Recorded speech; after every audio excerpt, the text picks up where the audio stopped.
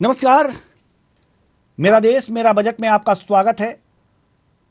आज केंद्रीय वित्त मंत्री निर्मला सीतारमण सुबह 11 बजे वित्त वर्ष 2023-24 के लिए संसद में बजट पेश करने वाली हैं। यह मोदी सरकार के दूसरे कार्यकाल का 5वां बजट है। इस बार के केंद्रीय बजट में 2024 के चुनाव को ध्यान में रखकर घोषणाएं हो सकती हैं। बजट 2023 से कृषि, शिक्षा, इनकम टैक्स स्लैब, हेल्थ और सरकारी योजनाओं से लेकर होम लोन, स्वास्थ्य बीमा क्षेत्र की उम्मीदें बढ़ी हुई हैं। अब ये उम्मीदें कितनी प्रखर होती हैं, कितनी उम्मीदें कायम रहती हैं, कितने लोग नाउम्मीद होते हैं, ये तो बजट होने के बाद ही पता चलेगा। लेकिन कल जो आर्थिक समीक्षा हुई थी, इससे यह लगता है कि लगातार हमारी जो अर्थव्यवस्था है तेजी के साथ आगे बढ़ रही है। और आपको बताएं कि जीडीपी में लगातार वृद्धि दर्ज की जा रही है, सकल घरेलू उत्पाद में लगातार वृद्धि दर्ज की जा रही है। और इससे यह अनुमान लगाया जा सकता है कि भारत में रहने वाले लोगों के जीवन स्तर में लगातार सुधार हो रहा है।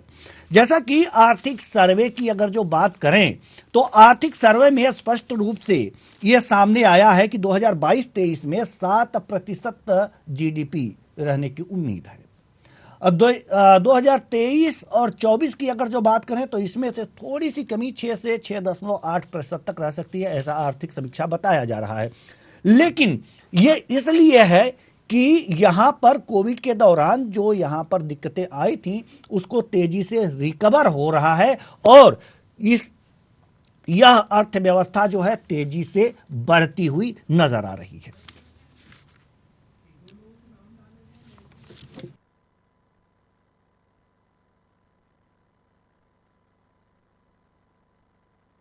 को गति देने के लिए इस बजट में क्या कुछ होने वाला है, तो आज इसी मामले पर हम चर्चा करेंगे। हमारे साथ अर्थशास्त्री यानी कि आर्थिक मामलों के जानकार भी जुड़ेंगे, साथ ही वरिष्ठ पत्रकार भी जुड़ेंगे और इन पे चर्चाएं आज हम शुरू करेंगे। लगातार हम आपको मेरा देश मेरा बजट कार्यक्रम के माध्यम से न्यूज़ आप लोगों तक बजट के हर पहलुओं को दिखाता रहेगा, दर्शाता रहेगा और बताता रहेगा।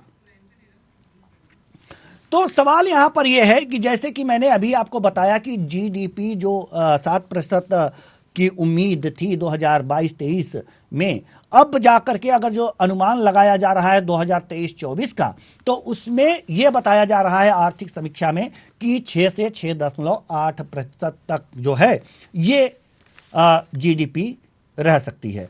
तो इसमें यह देखा जा रहा है कि कोविड के दौरान जो रिकवरी करना है देश को, अर्थव्यवस्था को, वो तेजी से रिकवरी हो रही है और यह बताता है कि ये चीज जो है, जो अर्थव्यवस्था है वो तेजी से ग्रो कर रही है। गरीबी की जहां तक बात करें, गरीबी और बेरोजगारी एक दूसरे के पूरक हैं। गरीबी है और बेरोजगारी है तो ये एक दूसरे के पूरक हैं। आज ये गरीबी बेरोजगारी पर भी चर्चा होगी और विकास पर भी चर्चा होगी, तमाम बातों पर चर्चा होगी। और चर्चा के लिए हमारे साथ इस समय जो हमारे आर्थिक मामलों के जानकार हैं पुष्प कुमार साहू जी, ये हमारे साथ जुड़ चुके हैं। बहुत बहुत स्वागत है आपका हमारे इस कार्यक्रम में। साथ ही साथ विनोद मिश्रा जी जो कि वरिष्ठ पत्रकार हैं, आपका भी बहुत बहुत स्वागत है हमारे इस कार्यक्रम में। और साथ ही हमारी जो सहयोगी हैं नैन्सी शर्मा, ये भी न्यूज़ रूम से हमारे साथ जुड़ी हुई हैं। लगातार हम लोग इस पर चर्चा करते रहेंगे, बातचीत करते रहेंगे, बजट के हर पहलुओं पर चर्चा करेंगे। तो हम अब चर्चा की शुरुआत करते हैं और जैसा कि हम नैन्सी से पहले सवाल और जवाब शुरुआत करने से पहले हम नैन्सी से जानेंगे कि अर्थव्यवस्था के बारे में उनकी क्या राय है कि जो आर्थिक ये सर्वे हुआ था और उन्होंने जो निचोड़ निकाला है, अध्ययन किया है विभिन्न पहलुओं पर, उनकी क्या राय बन पा रही है। पहले हम नैन्सी शर्मा जी के पास जाना चाहेंगे जो हमारी सहयोगी हैं और उनसे ही इसका जिक्र करना चाहेंगे। उसके बाद हम वरिष्ठ पत्रकार और आर्थिक मामलों के सलाहकार के पास आना चाहेंगे। नैन्सी। जी बिल्कुल देवेंद्र जी, जैसा आपने कहा कि अर्थव्यवस्था, और अर्थव्यवस्था में अगर हम बात करें तो सबसे पहले जो मध्यम वर्गीय परिवार आता है वो इस वक्त देश की अर्थव्यवस्था की रीढ़ की हड्डी कहा जा रहा है। और जो मध्यम वर्गीय परिवार है वो इस बजट से काफी आस लगाए हुए है कि इस बार का बजट शायद उनके लिए काफी फायदेमंद हो। क्योंकि हमने पिछली बार के बजट में देखा था, पिछली बार के बजट में मध्यम वर्गीय जो परिवार था उनके लिए कोई खासा नहीं किया गया था। उनके लिए कुछ उनकी उम्मीदें जो थी पिछले बजट से वो धरी की धरी रह गई थी। क्योंकि पिछले बजट में हमने देखा था कि जो इनकम टैक्स स्लैब था, जो जीएसटी का मुद्दा था, ये तमाम मुद्दे ऐसे हैं जो मध्यम वर्गीय परिवार है जो उम्मीद लगाता है कि हमें शायद महंगाई से राहत मिल जाए या हमारे इनकम टैक्स स्लैब में कुछ कमी आ जाए, तो वो पिछली बार देखने को नहीं मिला था। लेकिन इस बार का बजट इसलिए भी खास होगा क्योंकि आने वाले समय में अभी विधानसभा चुनाव है और उसके बाद लोकसभा चुनाव भी हैं और मोदी के कार्यकाल का ये आखिरी बजट है, संपूर्ण बजट। तो इसलिए जो सरकार है वो इस बजट को पूरे ध्यान से बनाएगी, चूंकि आने वाले समय में जो चुनाव हैं उनको देखते हुए इस बार का बजट भी बनाया जाएगा। और मध्यम वर्गीय परिवार के लिए इस बार ये कयास लगाए जा रहे हैं कि शायद उनके लिए कुछ खुशियां आए इस बजट में, जो कि मुद्दे हमने अब उठाए थे। जैसे हमने कहा कि इनकम टैक्स स्लैब, तो इनकम टैक्स स्लैब की अगर हम बात करें तो 2014 में आखिरी बार इसको बढ़ाया गया था महज 50,000 से। उसके बाद में 9 साल बीत चुके हैं, 9 साल में आज तक इनकम टैक्स स्लैब नहीं बढ़ाया है। और इस बार लोगों को ये उम्मीद है कि शायद इस बार इनकम टैक्स स्लैब बढ़ाया जाएगा और ये कयास लगाए जा रहे हैं कि इस बार इनकम टैक्स स्लैब जो है वो 50,000 से नहीं बल्कि सीधा 2.5 लाख से 5 लाख तक में अभी शायद बढ़ाया जा सकता है। क्योंकि अगर हम पहले की बात करें तो 2.5 से 5 लाख तक के जो 2.5 लाख तक के जो लोग रहते थे, जिनकी 2.5 लाख इनकम रहती थी, उन्हें कोई टैक्स नहीं देना होता था। लेकिन इस बार ये कहा जा सकता है कि 2.5 लाख से 5 लाख तक के, शायद 5 लाख तक जिनकी आय हो उन्हें इस बार कोई टैक्स ना देना पड़े। तो शायद इस बार इनकम टैक्स स्लैब में सरकार बड़ा चेंजेस कर सकती है। इसके अलावा अगर हम बात करें इंटरेस्ट रेट्स की, जो बैंक इंटरेस्ट देते हैं, जो बैंक लोन देते हैं, उस पर भी हाल ही कुछ दिनों पहले आरबीआई की तरफ से रेपो रेट बढ़ाया गया था, इंटरेस्ट रेट बढ़ाया गया था, जिससे कि आम आदमी की जेब पर काफी बोझ पड़ गया था। एक तरफ तो महंगाई की मार वैसे ही आम आदमी झेल रहा है, हम देख रहे हैं कि लगातार पेट्रोल के दाम बढ़ रहे हैं, गैस सिलेंडर के दाम बढ़ रहे हैं और इसके बाद में इंटरेस्ट रेट भी बढ़ा दिया गया। तो इस बार ये भी कयास लगाए जा रहे हैं कि शायद इंटरेस्ट रेट जो है उसमें कमी आएगी और जो महंगाई बढ़ रही है, जैसे कि अगर हम घरेलू बात करें, मैं एक महिला हूं, अगर मैं अपने घर की बात करूं तो जो राशन पहले हमारा 1,000 या 1,500 रुपए तक में आ जाता था, वो राशन अब 2 से 2,500 तक पहुंच गया है। चूंकि हर चीज के दाम बढ़ चुके हैं, चाहे हम घर के खाने की तेल की बात करें, शक्कर की बात करें, आटे की बात करें, हर चीज के दाम बढ़ चुके हैं। महंगाई यानी कि कमर तोड़ हो चुकी है और सरकार ये पूरी कोशिश करेगी कि आने वाले चुनाव के मद्देनजर वो इस बजट को बनाए। और जो मध्यम वर्गीय परिवार है, चूंकि मैं आपको एक बार फिर से बता दूं कि मध्यम वर्गीय परिवार अर्थव्यवस्था की रीढ़ की हड्डी है, इसलिए सरकार पूरी कोशिश करेगी कि वो अपनी रीढ़ की हड्डी को बचा पाए। जी देवी जी, सरकार पूरी कोशिश करेगी कि रीढ़ की हड्डी को बचा पाए। हम आना चाहेंगे अपने जो आर्थिक मामलों के जानकार हैं पुष्प कुमार साहू जी, हम आपके पास आना चाहेंगे। जैसा कि इन्होंने कहा है कि अभी हमारी सहयोगी कि अपनी रीढ़ की हड्डी को बचाना चाहेगी सरकार मध्यम वर्गीय परिवार के लिए, तो क्या कुछ ऐसा होने वाला है? बिल्कुल सर, होने वाला है। इनकम टैक्स में इस बार बहुत ड्रास्टिक चेंज रहेंगे, जिसमें ये एक्सपेक्टेशंस लगाई जा रही है कि 2.5 लाख से स्लैब बढ़ के 5 लाख होगा। 5 लाख तक कोई टैक्स नहीं लगेगा। 5 लाख के ऊपर भी टैक्स रेट कम होने के चांसेस हैं हमारे। जैसे कि पहले क्या होता था, 20% टैक्स लगता था 5 लाख के ऊपर यदि आपकी इनकम जा रही है तो, लेकिन वो 10% लगेगा जहां तक चांसेस हैं, एक्सपेक्टेशंस हैं बजट से। सैलरी वालों को जो डिडक्शन दिया जाता था 50,000 का, वो डिडक्शन 50,000 से 1 लाख तक पहुंचने का अनुमान है। 80C में जो छूट दी जाती थी हमें, वो 1.5 लाख तक की थी, लेकिन उसके भी बढ़ने के आसार हैं। उसको 2 लाख से 3 लाख तक एक्सपेक्टेशन है कि बढ़ाई जाएगी, जिससे मिडिल क्लास फैमिलीज को राहत मिलेगी, टैक्स से छूट मिलेगी और वो ज्यादा सेविंग कर पाएंगे। वहीं एक और सेक्शन में इंट्रोड्यूस करूंगा 80D, मेडिकल एक्सपेंसेस या मेडिकल क्लेम, वो भी बढ़ने के चांसेस हैं, उसे भी बढ़ाया जाएगा। इवन इसके अलावा इनकम टैक्स के अलावा जीएसटी में भी चांसेस हैं कि जीएसटी में कुछ परसेंट रेट कम किए जा सकते हैं, टैक्स रेट के कम स्लैब पे आ सकते हैं, कम रेट लगेंगे। मतलब एक्सपेक्टेशंस बहुत है हमारे। क्योंकि मिडिल क्लास को देख के ही बजट बनाया जाएगा, क्योंकि अगले साल चुनाव है, इलेक्शंस हैं और ये लास्ट बजट है। तो हर वर्ग को खुश करने की इस बार कोशिश की जाएगी और करना भी चाहिए, सबके लिए बेनिफिट होना चाहिए विदाउट एनी डिस्क्रिमिनेशन। लेकिन इसके अलावा अगर हो जो सकता है टैक्स सरकार इसी तरह से घटाए जाते रहे जैसा कि आप कह रहे हैं और राहत दिया जाता रहा, तो सवाल यहाँ पर यह भी उठ रहा है कि जो बजट घाटा है वो बढ़ सकता है। जैसे पिछले अर्थव्यवस्था में 4% अगर जो बजट घाटे से कम होकर के 3% बजट घाटा आया था, तो इसमें सवाल आपसे यही है कि अगर जो बजट घाटा और भी कम करना है तो कड़े फैसले तो सरकार को लेने होंगे, लेकिन अगर जो इस तरह से टैक्स कम करेगी तो इसकी पूर्ति कहाँ से होगी?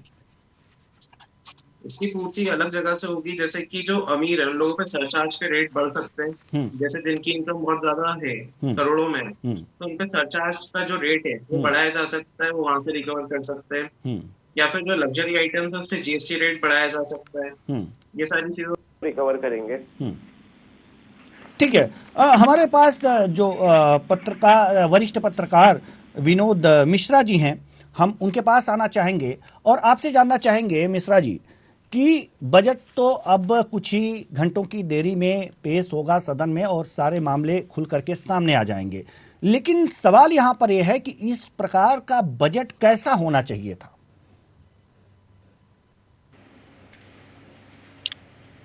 बजट कैसा होना चाहिए था यदि हम बात करते हैं तो हमें ये देखना होगा कि ये जो चर्चा में आ रहा है कि 2.5 लाख को 5 लाख कर दिया जाएगा, तो ये कोई बहुत बड़ी उपलब्धि नहीं है, क्योंकि हम देखते हैं कि सरकार डीए, वेतन और अन्य चीजें जब बढ़ाती है और जिस ढंग से महंगाई बढ़ रही है, तो देखा जाए तो आम जनता की जो आय है और उसका व्यय भी बढ़ा है। तो उस नाते 2.5 से जो आप 5 कर रहे हैं, तो जिस स्तर से महंगाई बढ़ी है तो आप कोई बहुत बड़ी रिलीफ देने तो नहीं जा रहे हैं, मेरा ऐसा मानना है। क्योंकि आम जनता के खर्च बढ़ चुके हैं, तो उसकी जो बचत राशि है वो लगभग बचत राशि उसी औसत पे आ जाती है। और रही बात जनता के कर से सरकार की बजट की कितनी पूर्ति होगी, इस पर तो गंभीरता से देखना चाहिए जी कि हम केवल आम चुनाव को देखते हुए कोई राहत यदि देते हैं तो उसका भविष्य के जो बजट आएंगे या देश में जो अगली सरकार आएगी उस पर वह बोझ के रूप में बिल्कुल आम जनता के ऊपर ही आएगा। यानी कि तो इस तरह का जो प्रलोभन वाला बजट है या जी या आज हम ये कह के जनता से एक तरह से झूठे आश्वासन के जरिए वोट के लिए इस तरह का कोई कर्ज भविष्य में लादने जा रहे हैं, तो कोई भी सरकार हो इस तरह की योजना देकर के छूट नहीं की जानी चाहिए। लेकिन ये बात सही है कि मध्यम वर्ग ही प्रभावित होता है जी, क्योंकि अमीर वर्ग पे सरचार्ज कहिए या उसके आय के जो साधन हैं वो इतने अधिक होते हैं, उससे वो प्रतिपूर्ति कर लेता है। गरीब वर्गों के लिए सब्सिडी और मुफ्त अनाज योजना और कई तरह की योजनाएं होती हैं और लगभग वो कर से मुक्त होता है। तो मध्यम वर्ग परिवार पर ही सही मायने में आम बजट का असर आता है। इसलिए बजट अब चूंकि बनी गया है, लेकिन कोई भी सरकार बजट बनाने से पहले मध्यम वर्ग की मूल समस्याओं की ओर ध्यान देना चाहिए, मेरा ऐसा मानना है जी। मध्यम वर्ग की मूल समस्याओं की ओर ध्यान देना चाहिए। नैन्सी, आप कोई प्रश्न करना चाहती हैं? जी बिल्कुल विनोद जी, मेरा सवाल आपसे ये है कि जैसा आपने कहा कि कर्जे की आपने बात कही, अगर हम राजकोषीय घाटे की बात करें तो वित्त वर्ष 2022 और 23 में 59.8% था ये कर्ज घाटा, जो कि अब घटकर 50.4% हो गया है। यानी कि जो कर्ज है, जो राजकोषीय घाटा है, वो तो सरकार घटा ही रही है। तो इससे आने वाले समय में या आने वाले कार्यकाल में जो भी सरकार आएगी या जो भी पक्ष आएगा, जो भी पार्टी आएगी, उसको इतना नुकसान नहीं होगा। जी विनोद, नहीं, देखिए, मेरा ऐसा कहना है कि इसमें दो चीजें होती हैं। पहली चीज ये होती है कि आंकड़े सरकार पेश करती है और आंकड़े और धरातल की वास्तविकता में बड़ा अंतर होता है। दूसरी चीज, यदि आप जिस तरह से छूट देने जा रहे हैं तो स्वाभाविक है यदि आज आप छूट देंगे तो और उस अनुपात में कलेक्शन आपका नहीं आएगा राजस्व में, तो आप ये कैसे कह सकते हैं कि हम जो बजट के माध्यम से आय प्राप्त कर लेंगे और हमें घाटा नहीं होगा। अब रही बात उद्योगपति या ऐसे संपन्न वर्गों से हम सरचार्ज के माध्यम से लेंगे, तो आप एक विशेष वर्ग से सरचार्ज लेकर के अपने चुनाव के लाभ के लिए जो आप बजट में घाटा दिखाना चाहते हैं या बजट में घाटा होगा वो कितना उचित है। तीसरी चीज जो आप कह रहे हैं कि राजकोषीय घाटा नहीं हो पाएगा, तो देखना ये पड़ता है कि राज्य को किन किन मदों से राजकोष में पैसे आते हैं जी। तो कर के अलावा अन्य संसाधन भी हैं जिसके माध्यम से राज्य को पैसा आता है, तो उस पैसे को आप इस मद में दिखा करके कि नहीं हमें बजट में कोई घाटा नहीं हुआ, ये कहना ठीक नहीं है। बजट ऐसा होना चाहिए कि आप केवल करों में छूट या करों में वृद्धि करने की बजाय ऐसे संसाधनों से डेवलप करें जो एक स्थायी प्रक्रम बन सके, तब तो माना जाएगा। अन्यथा देश की जो स्थायी निजी संपत्तियां हैं उसे लीज करके आय दिखा देंगी आप, या माइनिंग रिसोर्स की आय को डेवलप दिखा देंगे तो और कहेंगे कि हमारा बजट का जो है घाटा नहीं हुआ, तो ये नहीं है। आपको ये देखना होगा कि हमें इनकम टैक्स के माध्यम से या जीएसटी के माध्यम से जो लाभ होने जा रहा था और हमने वो जो छूट दी है उसकी भरपाई हम उसी मद से कैसे करेंगे, ये महत्वपूर्ण हो जाता है जी। और ये अच्छी बात भी है कि जिस मद से छूट दिया जाता है उसी मद से अगर जो भरपाई हो तो ये बेहतर होता है जी। हम आगे बात जी, मेरा ऐसा मांग जी विनोद जी, हम आना चाहेंगे पुष्प जी के पास जो हमारे आर्थिक मामलों के जानकार हैं। पुष्प जी, सवाल यहाँ पर यह है कि टैक्स की अगर जो बात अगर जो किनारे करें कि देखा जाए अब टैक्स का स्लैब क्या आता है और कहाँ जा करके मामला इसका रुकता है, बढ़ोतरी होती है या टैक्स स्लैब कम किए जाते हैं, ये देखने वाली बात होगी।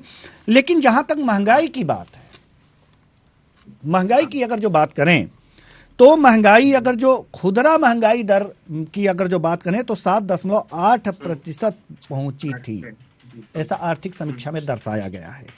6% की जो अनुमानित सीमा थी उससे ज्यादा है। जो 6% की अनुमान लगाया गया था वो 7.8% तक पहुंच गई। अब इस संबंध में इस मामले में अगर जो महंगाई बढ़ी हुई है तो महंगाई को क्या बजट में ऐसे क्या प्रावधान होने चाहिए कि महंगाई पे अंकुश लग सके? सर, महंगाई पे अंकुश लगाना है तो सबसे पहले तो मतलब जो है रोजगार बढ़ाना होगा, ताकि जो स्कीम्स लेके आते हैं मुफ्त खरीदी, उज्ज्वला योजना हुई, ये सारी योजना हुई, ये कम से कम लोगों तक यूटिलाइज हो। अभी ये हर कोई यूटिलाइज कर रहा है, मिस यूटिलाइजेशन हो रहा है बेसिकली। तो सरकार का जो पैसा है वो व्यर्थ में खर्च हो रहा है देखा जाए तो। जो मतलब नहीं है पात्र उस चीज के, वो भी यूज कर रहे हैं उस योजना का। तो एक तो रोजगार बढ़ाना चाहिए ताकि लोग रोजगार बढ़े, कमाई बढ़े इंसान की, युवा की, वो खुद की नीड्स खुद सेटिस्फाई कर सके। और इस चीज पे कड़ी मॉनिटरिंग होनी चाहिए कि जो भी बजट में स्कीम्स आ रही है उसका मिस यूटिलाइजेशन ना हो, ताकि सरकार का जो फंड है वो कहीं से कहीं तक मिस यूटिलाइज ना हो, कहीं से कहीं तक गड़बड़ ना हो।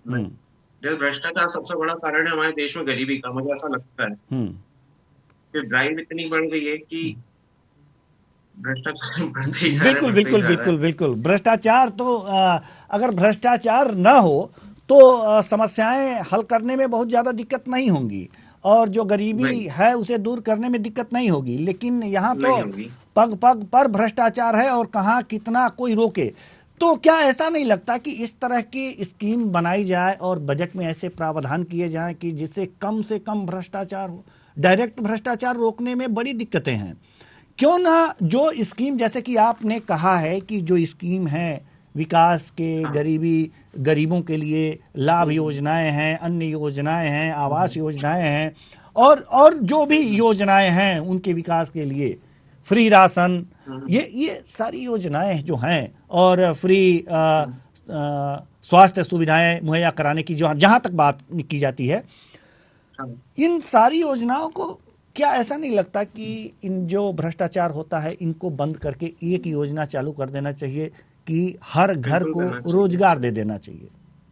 अगर मेरे पास रोजगार होगा, अगर मेरे पास रोजगार हो तो क्या मैं अपने माता पिता की देखभाल नहीं कर पाऊंगा? क्या मैं अपना घर नहीं बना पाऊंगा? क्या हम जो दवाइयां हैं सेहत के लिए जो खर्च होती हैं उस पर खर्च नहीं कर पाएंगे? अगर एक परिवार में एक व्यक्ति को रोजगार देने की प्रक्रिया शुरू हो जाए तो उसके सैलरी जो आएंगे उसमें से तो कोई नहीं ले पाएगा, उसमें तो भ्रष्टाचार नहीं होगा। नहीं हो पाएगा जी, तो क्या इस तरह की योजनाएं नहीं बन सकती? और अगर जो नहीं बन सकती तो कारण क्या है? सर बिल्कुल बनना चाहिए, सरकार को इस चीज पे सोचना चाहिए, बल्कि सारी स्टेट गवर्नमेंट है, सेंट्रल गवर्नमेंट है, उन्हें साथ में आकर इस चीज पे वर्क करना चाहिए कि वो युवाओं को रोजगार दे, उन्हें शिक्षित करे, उन्हें पढ़ाए, ताकि वो खुद मेहनत करके कमाएं और अपने परिवार की नीड्स और जो भी जरूरतें हैं वो पूरी करें, बिल्कुल, ना कि मुफ्त पर बने। जी विनोद मिश्रा जी से भी हम यही राय लेना चाहेंगे कि आखिर इस पर आपकी क्या राय है और क्या ऐसा अगर जो सोचना गलत है या फिर अगर ये योजनाएं इस तरह से नहीं लागू की जा सकती तो इसमें दिक्कत कहां आ रही है? देवेंद्र जी, आपने एक बहुत अच्छा विषय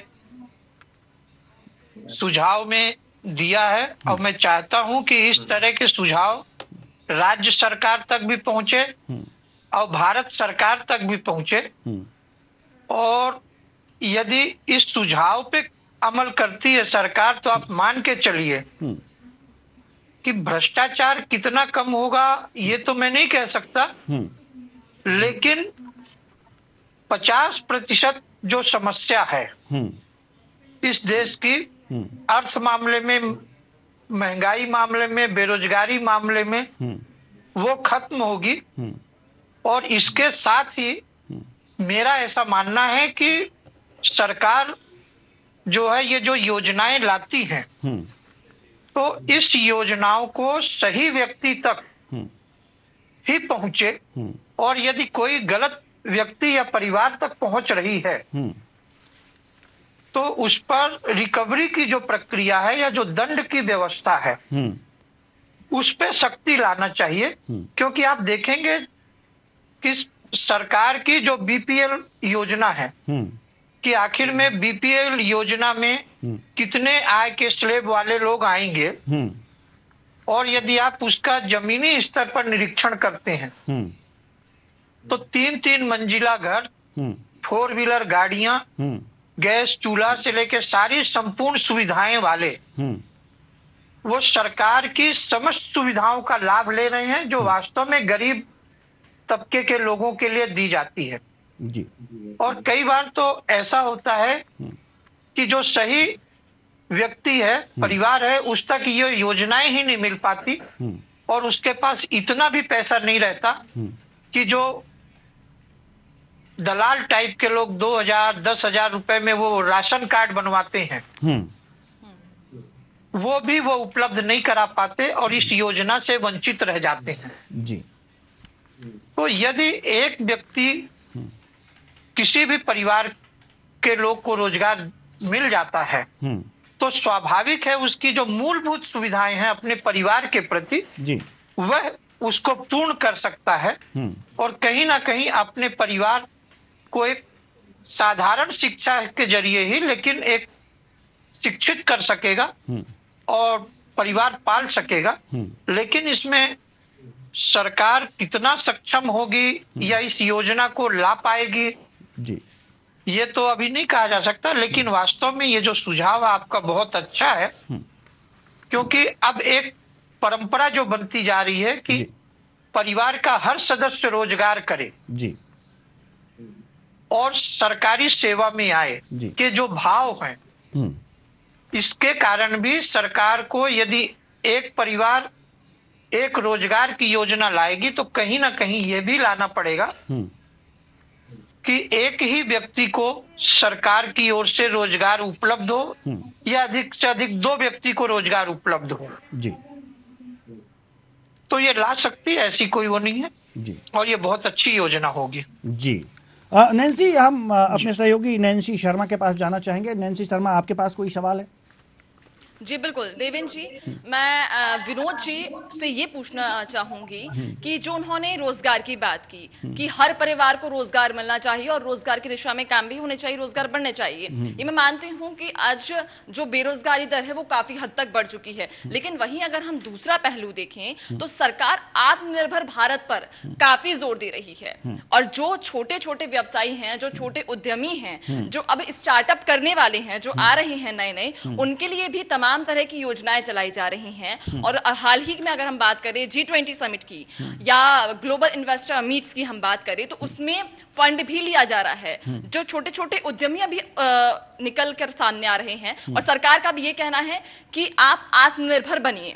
सरकार हालांकि अपने तरफ से बेरोजगारी दर को कम करने के लिए भी पूरे प्रयास कर रही है, लेकिन वो आत्मनिर्भर भारत पर काफी जोर दे रही है ताकि जो स्टार्टअप्स हैं वो काफी ज्यादा बढ़े। और अगर हम देखें तो अभी हाल ही में भारत में स्टार्टअप्स की संख्या भी काफी ज्यादा बढ़ी है और उनके लिए अब जो इन्वेस्टमेंट्स हैं, जो उनके लिए वीसी हैं, उनकी संख्या भी बढ़ाई जा रही है। लेकिन सवाल यही आ जाता है, उनको भी स्टार्टअप करने में ये समस्या आती है, जब वे स्टार्टअप करते हैं तो उन्हें फंड नहीं मिल पाता है और अगर फंड मिलता है तो उन्हें टैक्स इतना देना पड़ता है कि जिस वजह से वो अपना स्टार्टअप सही तरीके से शुरू नहीं कर पाते हैं। तो क्या सरकार को इस दिशा में काम करना चाहिए या उनकी इस समस्या का हल निकालना चाहिए?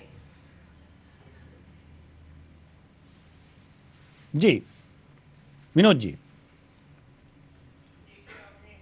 जी मैं वही कह रहा हूं, सरकार कोई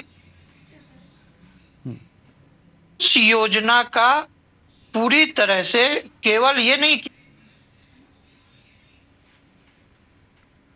गई अपने दायित्व से मुक्त हो गई। लोन के बाद मैंने जो स्टार्टअप योजना से या जो भी रोजगार लगाया है उसको फॉलो अप भी करना चाहिए कि वास्तव में मुझे जब मैंने रोजगार लगाया है तो मेरी तकनीकी त्रुटियां क्या आ रही हैं या मुझे उस फील्ड में कितनी सफलता मिल रही है, इसको जब तक आप फॉलो अप नहीं करेंगे, केवल यह कह के कि मैंने 50 लाख लोगों को संसाधन उपलब्ध करा दिया या जमीन दे दी या लोन दे दिया से मुक्त हो जाना नहीं है।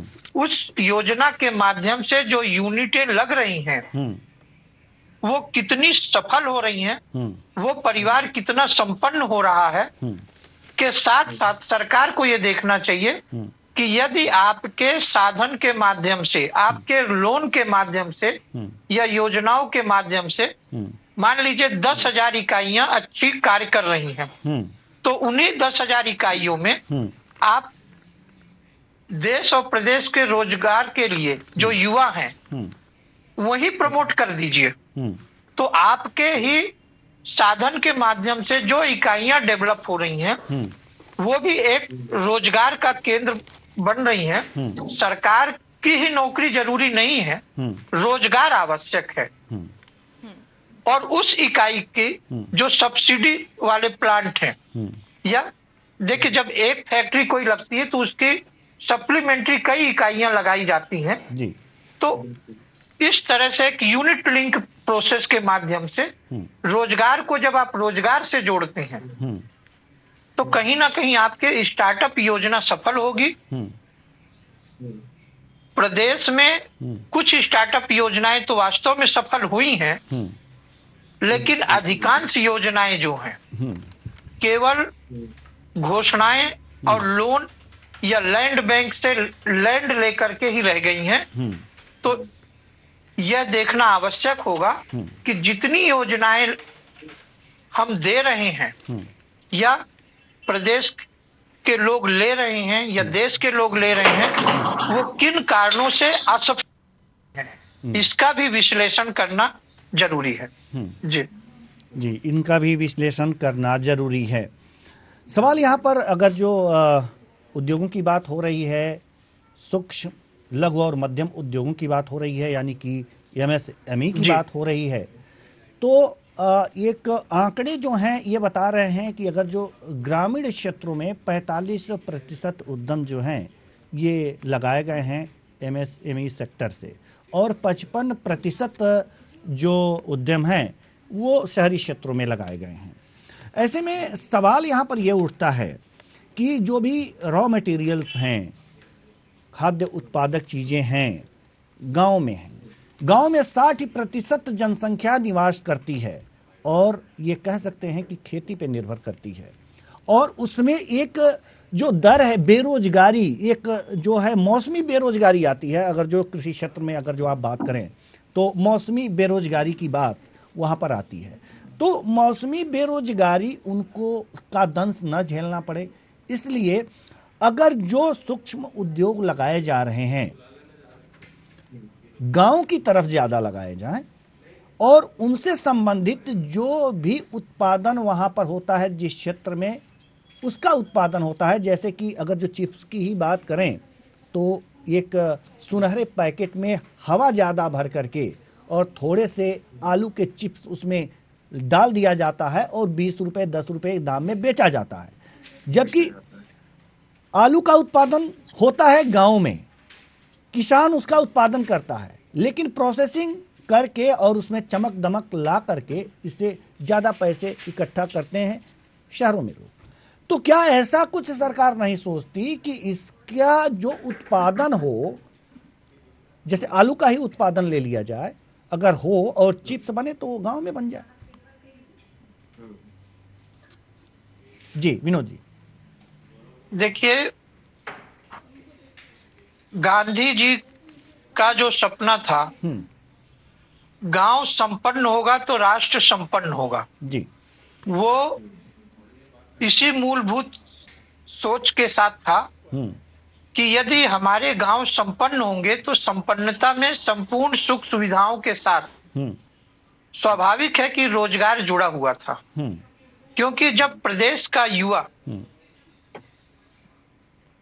पलायन करने के लिए अन्य शहरों में नहीं जाएगा तो स्वाभाविक है वो तब न जाएगा जब उसकी संपूर्ण सुविधाएं परिवार की, घर की, उसे उस गांव में मिल सकेगी। तो आप अभी देखे होंगे कि भारत सरकार ने एक स्टेशन एक उत्पाद योजना लागू की है। इसकी जो मूल संकल्पना भी यही है कि आपका जो एक स्टेशन है या एक जो जिला है, वहां का जो फेमस कोई भी आइटम है उसे हम प्रमोट कर रहे हैं। तो ये जो आपने कहा कि ग्रामीण योजनाओं में या ग्राम में जो चीजें उत्पन्न हो रही हैं, यदि उसकी प्रोसेसिंग यूनिट वहीं डाल दी जाए तो ये स्वाभाविक है कि उस गांव में मान लीजिए आलू शहर में आकर के फैक्ट्री में लग रहा है तो वहां का जो ट्रांसपोर्टेशन चार्ज है वो वहीं बच गया, युवा को उसी गांव में रोजगार मिल गया, और जब वहीं स्टोर होगा तो वहीं के जमीन को एक सेटअप मिल गया जी। तो इस तरह से स्वाभाविक है कि जब वो संपूर्ण सुविधा उस गांव में हो जाएगी तो वहां से जो अधिकांश गांव 10,000, 20,000, 50,000 की आबादी वाले तक होते हैं तो वहां से रोजगार के लिए पलायन नहीं होगा जी। तो कृषि के समय में वो कृषि कार्य कर लेंगे और जो शेष जो वास्तव में बेरोजगारी का समय होता है तो उस समय उन्हें पर्याप्त रोजगार मिल जाएगा जी। ठीक। तो उससे एक और महंगाई इसलिए घटेगी जी, ठीक, कि अन्य जो खर्च हैं वो नहीं हो रहे हैं। लेकिन आप इस बीच देखेंगे ये कि सरकार की योजनाएं आज भी हैं, लेकिन बड़े शहरों के उद्योगपति उस गांव में जाकर के उसका लाभ लेने के लिए इस तरह की यूनिट डाल रहे हैं, जबकि होना ये चाहिए कि वो यूनिट उसी गांव के लोगों के द्वारा डाला जाना चाहिए। ऐसी सरकार व्यवस्था करे जी, तो ज्यादा ठीक हो। पास आना चाहेंगे, हम पुष्प जी के पास आना चाहेंगे। आर्थिक मामलों के जानकार हैं। जैसा कि हम बात एमएसएमई सेक्टर की कर रहे हैं और सूक्ष्म उद्योग लगाने की बात हम कर रहे हैं गांव की तरफ, एक ऐसे उद्योग जिनका रॉ मटेरियल भी गांव से मिले और उसकी प्रोसेसिंग करके पैकेजिंग करके अच्छी तरह से गांव में ही तैयार किया जाए। अगर जो सरकार इस तरह के प्रबंध करती है, कुछ शुरू भी कर चुकी है और इस पे ज़्यादा इस बजट में अगर जो व्यय कर देती है इसमें तो प्रावधान करती है, पैसे लगाने का प्रयास करती है, तो इसमें दिक्कतें कहाँ आ सकती हैं? क्योंकि हर अगर जो कोई उद्यम लगाया जाता है, कोई काम किया जाता है तो उसमें जरूर कुछ तकनीकी दिक्कतें आती हैं। तो अगर इस तरह के काम हो रहे हैं या फिर और ज़्यादा संख्या में होने हैं तो इसमें और दिक्कतें कहाँ आ सकती हैं? जी सबसे बड़ी दिक्कत बेरोजगारी की सबसे बड़ी वजह जो मैं मानता हूँ, तो सबसे बड़ी वजह है कि जनसंख्या अधिक मात्रा में होना। हम मतलब चाइना को भी सरपास करने वाले हैं जनसंख्या के मामले में। अब जो इंडिया मतलब इतनी भारी जनसंख्या के साथ है तो वहाँ बेरोजगारी दर में बढ़ेगी, ये स्वाभाविक सी बात है। एक कारण ये है। दूसरा भ्रष्टाचार जो कि बढ़ता ही जा रहा है। तीसरा इनकम टैक्स में मैं ये सोचता हूँ कि इन्हें बेनिफिट्स दिए जाना चाहिए। आप एक बार और हमारे सवाल पे ध्यान दीजिए। हम ये पूछ रहे हैं कि एमएसएमई सेक्टर से सूक्ष्म लघु और मध्यम उद्योग की जहाँ तक बात होती है तो 45% उद्योग जो हैं, उद्यम जो हैं वो गांव में लगाए गए हैं और 55% शहरों में लगाए गए हैं। अब जैसे कि जो उत्पादन होता है गांव में, जैसे आलू का ही एक उदाहरण हम लोग शुरू से ले रहे हैं, तो आलू का ही उदाहरण लेते हैं और उससे चिप्स बनाने की प्रक्रिया की बात करते हैं। तो ये सारे अगर जो उद्योग उसमें लगाए जा रहे हैं तो दिक्कतें कहाँ आ सकती हैं, हम ये जानना चाहते हैं। क्योंकि कोई भी काम किया जाता है तो दिक्कतें तो आती हैं, थोड़ी बहुत दिक्कतें आती हैं। उसको जी, दिक्कतें क्या आ रही हैं और आ सकती हैं और इनको दूर कैसे किया जा सकता है? क्या बजट में ऐसे कुछ प्रावधान किए जा सकते हैं? जी बिल्कुल किए जा सकते हैं। इनके लिए ट्रेनिंग सेंटर खोले जा सकते हैं जहाँ पे, जैसे कि आपने मुझे बताया, जैसे कोई चीज वहाँ की फेमस है किसी एक जिले की, तो वहाँ पे उस चीज के लिए एक सेटअप बनाया जाए, वहाँ के युवाओं को सिखाया जाए, काम करना सिखाया जाए, उस प्रोसेसिंग करना सिखाया जाए प्रॉपर। मतलब एक मैं बोलूंगा कि इंक्यूबेशन सेंटर खोला जाए जहाँ पे उनकी ट्रेनिंग हो, उसके बाद उन्हें रोजगार दिया जाए। एक चीज ये हो सकती है। और दूसरी दिक्कत ये हो सकती है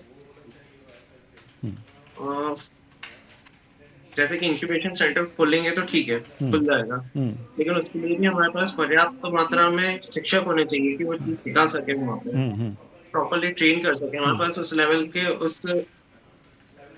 टीचर्स होने चाहिए।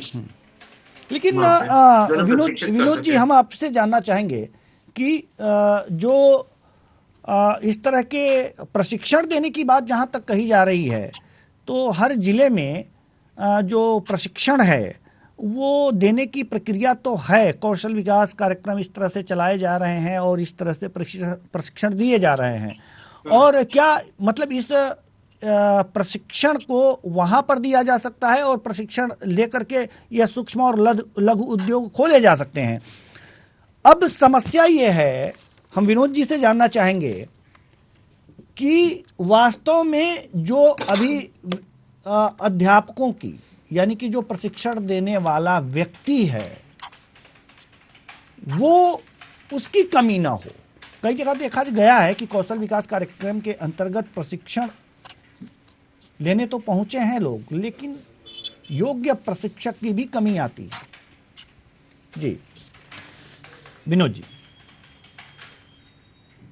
देखिए, ये सही बात है कि योग प्रशिक्षकों की कमी तो कई बार आती है, लेकिन उसके पीछे यदि आप एक व्यवस्था को देखेंगे तो आप ये पाएंगे कि इच्छा शक्ति की कहीं ना कहीं कमी रहती है।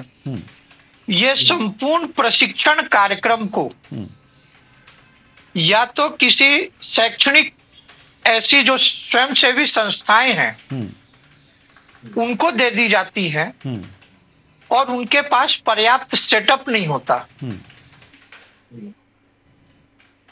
और जब सेटअप आपके पास नहीं होगा तो आप प्रशिक्षण नहीं दे पाएंगे, क्योंकि यदि हम मध्य प्रदेश के स्कूलों में देखते हैं तो आप पाएंगे कि मध्य प्रदेश के स्कूलों में भी व्यावसायिक शिक्षा के लिए जो 12th स्टैंडर्ड तक की हैं, वहां इस तरह से व्यावसायिक शिक्षा के नाम से प्राइवेट एजेंसियों से शिक्षा दिए जाने की व्यवस्था, चाहे वो ब्यूटी कल्चर पे हो, चाहे प्लम्बरशिप पे हो, चाहे स्कूटर मैकेनिक पे हो, रेफ्रिजरेशन पे हो, और उसकी जो योग्यता है वो बी या एमएससी लेवल तक की टीचर्स के लिए की गई है।